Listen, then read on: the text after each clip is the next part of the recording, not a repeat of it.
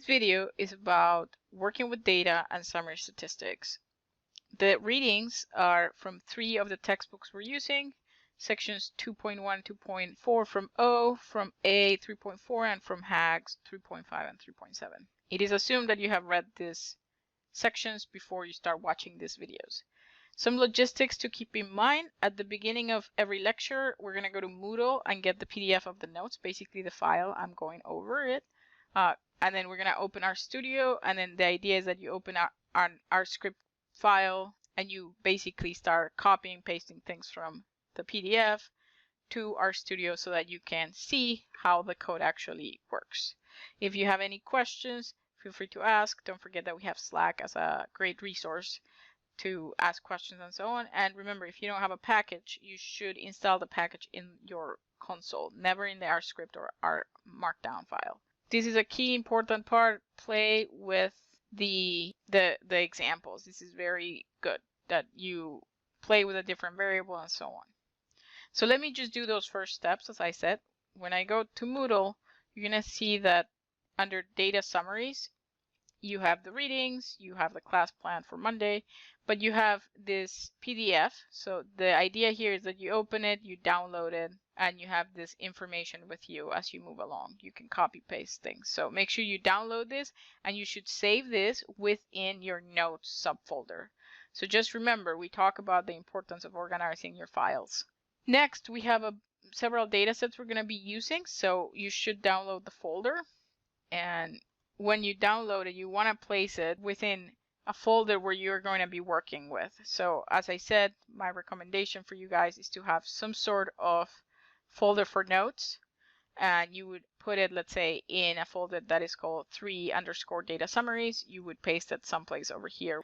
A couple of things to talk about this different data sets. So the first one is the data, the Brazilian data, already in an R format. So we're just going to load it. These two you have seen in ICA 1, which is basically the data set from the environmental sustainability around the world. And the last part is a picture of the variable names for the Brazilian data file. So ignore these two columns. It doesn't matter. It just tells you like the type of variable within data, because that's where the data is coming from. But here you have the variable name, family. It tells you number of households, members living on the lot, and you have more information about each variable. So just keep this in mind if you have any questions. Similar to what we had with the .txt file for the environmental sustainability data. So let's go back to the PDF and talk about the lecture. So anytime we're looking at data, it's important to follow these 3 steps. You want to be familiar with the data. So once we get them in, you want to open the data and visualize it. We're going to do some summary statistics. We're going to ask the question, do we have any missing data? Meaning, are there any rows that don't have information for an observation? And we're going to do some visual summaries. This is what we're going to do in our next module. So the data sets for this lecture, as I said, they are already within Moodle, the ones that are not part of a package. But the first one is sustainability, which you're familiar with from ICA 1.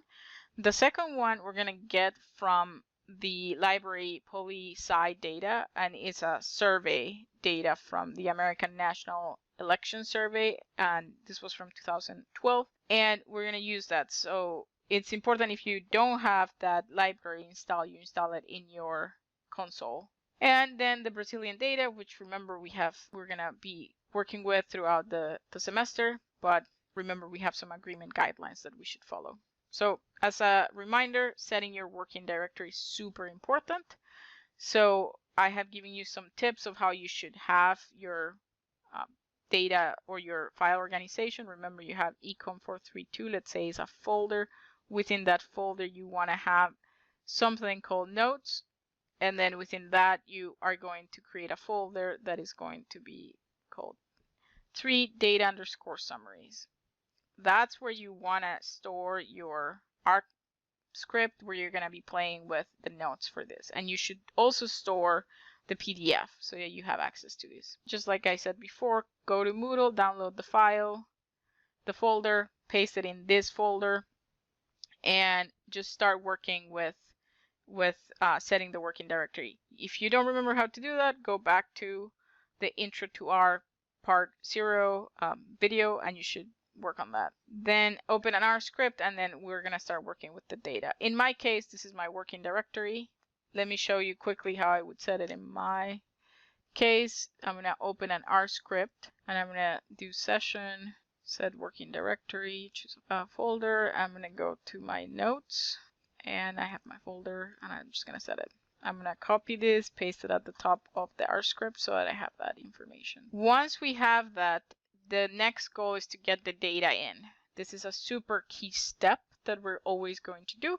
So you should be able to get, if you save the CSV file within the working directory, you can simply copy and paste this entire line, and you would just name the name of the file. So I realize that you actually don't see the entire name. So I'm going to show you another trick to get to the data, but it is critical that you have the library, the readr library. So let me do that.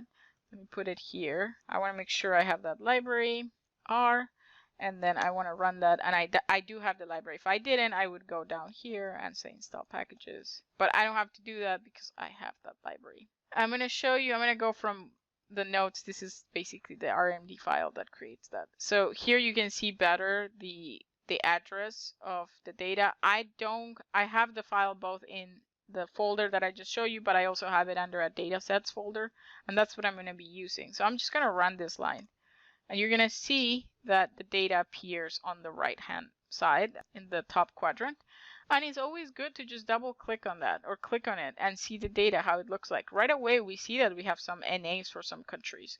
And that's something we're going to look into in this module.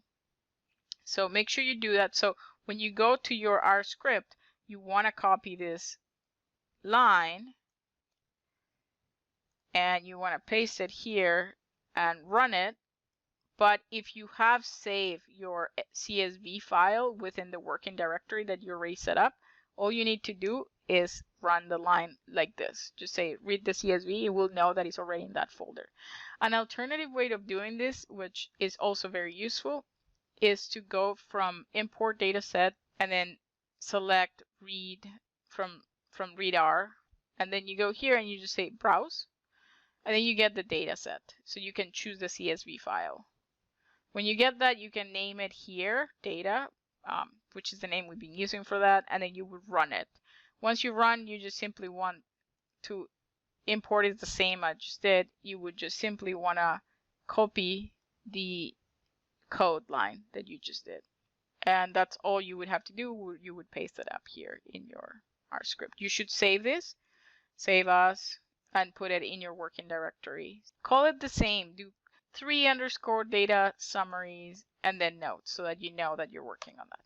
And that's an .r as opposed to RMD. So we have one of the data sets in. Let's go back to the PDF. The second data set we're going to use, as I said, it comes from the American National Election Survey poll.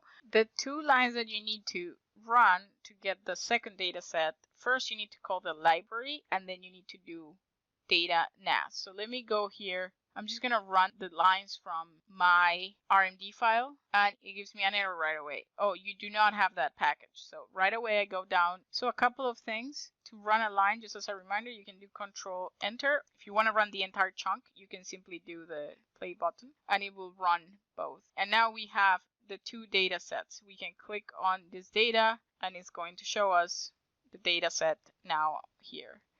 We can click on it to further see it, how it looks like. Again, we have some NAs, which basically means missing information, but we have a bunch of variables, many columns, and we know that we have 5,916 entries and 399 total columns. So think about the 399 as variables. So pretty rich data set. The last data set that we're going to use is the Brazilian data set, and we're going to get the data. Again, you can either change the entire address here, or you can, if you have it saved within your working directory, you don't have to. So you would just simply like remove the hashtag and run that line. But because I have it saved within a specific folder that is different from the notes, I can just run this line. When I run that line, I see now I have another data set. We have our 3 data sets. I will open it too, just to become familiar with it. It has different variables. Notice that the second line after the column name gives us some information about the variable.